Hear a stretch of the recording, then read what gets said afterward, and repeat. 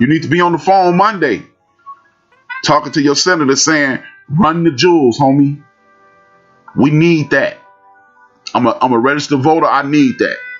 Every senator in the United States of America needs to be getting a phone call within the next 7 days.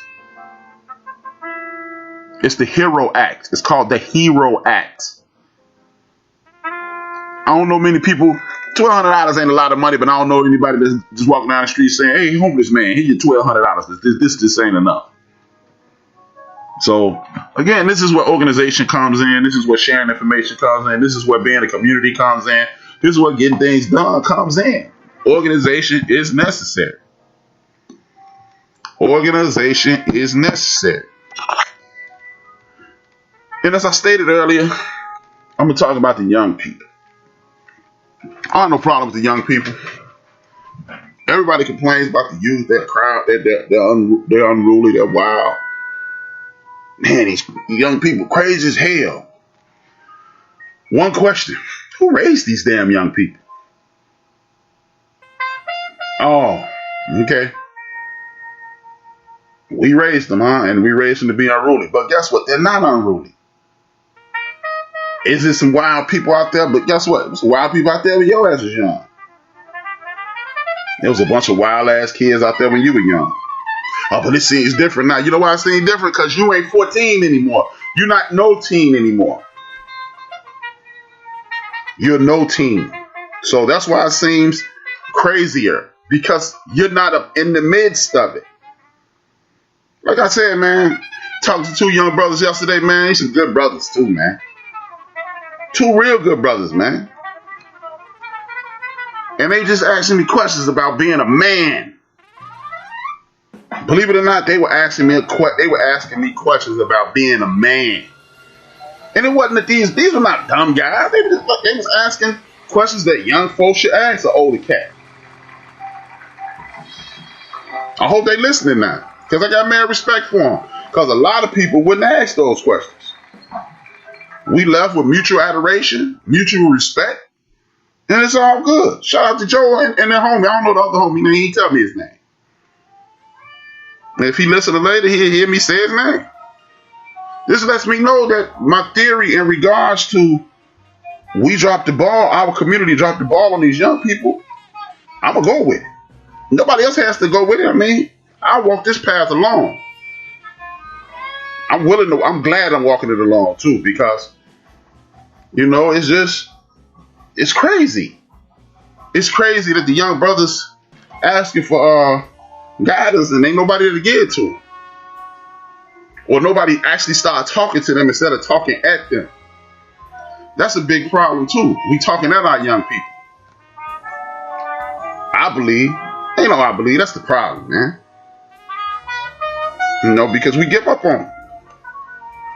We ain't out here acting a fool with these politicians. Just say, hey man, our folks need this, our folks need that, our folks need all this, right? And you talk about these random acts of violence that we blame on these young people. I don't believe that a lot of this stuff is these young people. I don't. Some of this shit is too well executed. You know what, man? I don't know a lot of young people, and I know it's some out there because it'd be foolish to say that they're not out there.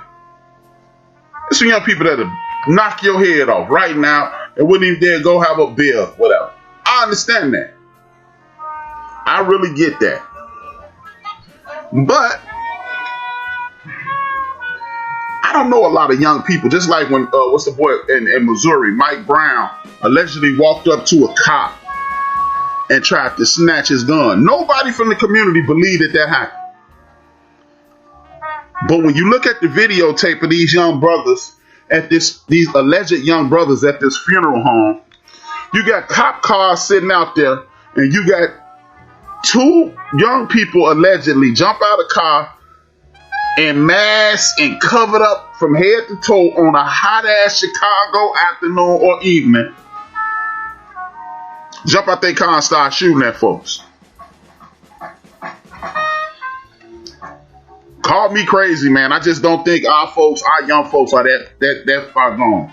Because what's stopping them cops from ramming that car and killing them on the spot? Because it ain't like that won't happen. Remember, we in the streets protesting about police brutality. So why would you open fire in front of the police with no regard for their presence? Asian provocateurs, people. Me in Big Illinois, reading where that first 114 people were shot. I think it was someday in May or June or whatever, Father's Day weekend. That's what Father's Day weekend. One of the people say infrared, they saw infrared lighting and then shoot. You mean gangbangers taking that much time now? Half these motherfuckers ain't, according to y'all, can't even read. But they busting out infrared shit now? Really? This ain't adding up to me. Hey, it might be making sense to y'all. And if it does, please enlighten me. But that just don't make sense to me. Just like me and Big Illinois again, we're talking. Why is it that 114 people were shot in Chicago? And no disrespect to the person who said, I'm not going to name him because it's not about him saying what he said, but I was showing Big Illinois. People think the brothers is doing all this. Me and Big Illinois, look up the article. Chicago is one of the most segregated cities in the United States of America. You live next to who you look like by and large. So when you say this neighborhood, it's a culture that lives there. Latinos, whether it be Mexicans or Puerto Ricans. If you live in the Ukraine village, it's rich white folks over there.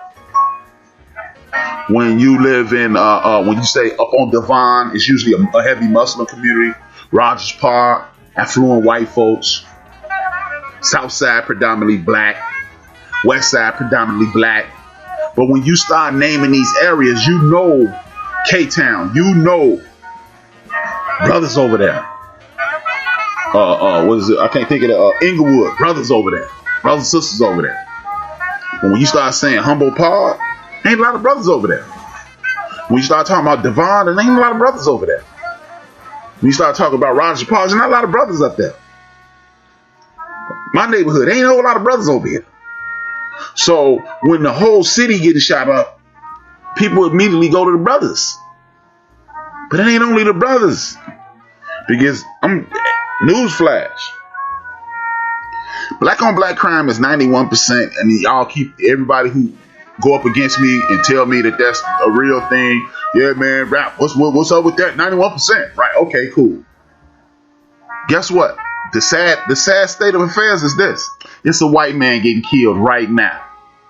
It's an Asian man getting killed right now. Or shot right now. It's a Puerto Rican dude getting shot right now. It's a Mexican dude getting shot right now. It's an Asian dude getting shot right now. Who the hell shooting them? But man, rap, I can't be worried about their community. But if you comparing something and calling it bad, I mean, if you call something bad, you got to be able to compare it to something. So if we bad, what are they? Or is it just human beings are violent? Human beings in America are violent. Or is it just more people died in gun violence in the safest city in America than died in the entire country of Canada? You hear me? Listen to that. The city with the lowest amount of gun violence, the city, not the state, the city with the lowest amount of gun violence in America had more than the country of Canada. More than the country of Japan. So what's up with that? See, the thing is, over 13,000 people are victims of gun violence and murder here in America. Violent deaths here in America. It's not enough of us. But look, we always killing each other. We always hurting each other. The young people are crazy. Do you understand that it is more millennials on Earth than in America than anybody born within the time period of 1982 And whenever, what is it, 99, when the millennials stop, it's more millennials in America than anywhere else on earth. The population of our community has grown from 10 years ago, 38 million, to we're almost 50 million now. So how is it that we are killing each other at an alarming rate, but our community is growing? I'm just saying, folks. Our young people are no different than any other young people in the United States of America. But guess what? Here's the difference. We are not organized. We're not doing everything we can to get them opportunities. Therefore, your grandmother said it. This ain't even H-rap. An idle mind is the devil's workshop. If you don't have anything to do, you will find something to do. You will have a baby. You'll do something violent. You'll join a gang. You'll sell dope. You'll use dope. You'll hurt people. You'll do all these things. So, how are we different?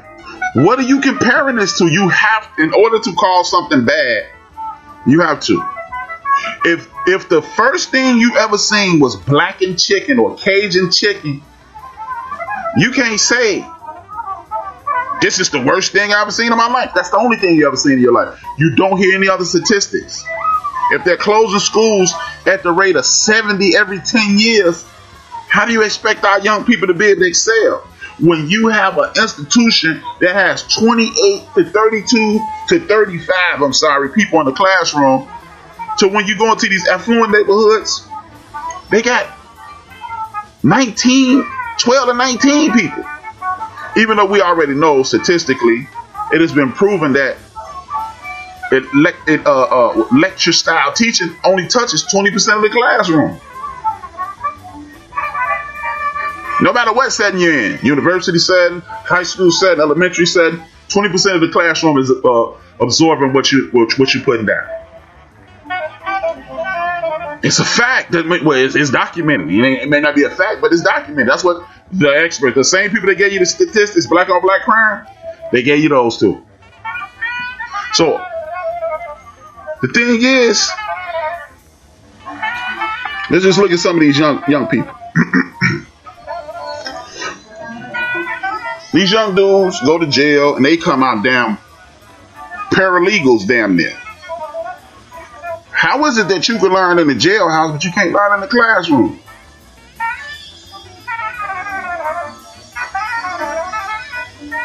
Let me say that again.